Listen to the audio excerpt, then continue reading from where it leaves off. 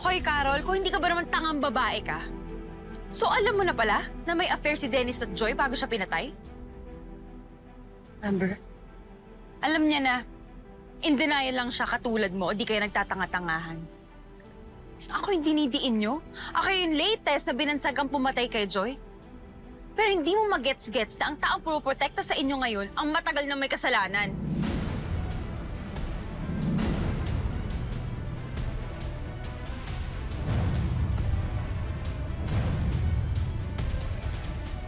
Ronnie, tumigil ka na nga. Kung makapagsalita ka para bang lahat ng tao may kasalanan maliban sa'yo. Bakit? It makes sense, di ba? Think of it.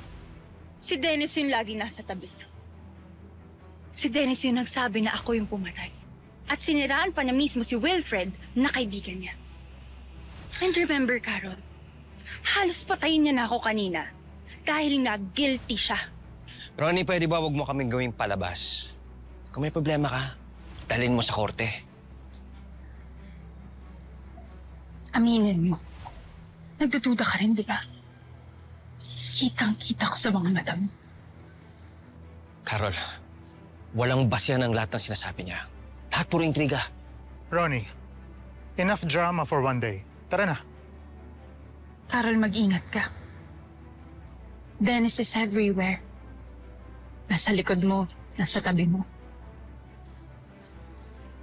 At kung siya nga yung mystery lover ni Joy, well, mas mahusay at mas matalino siyang ahas kesa sa akin.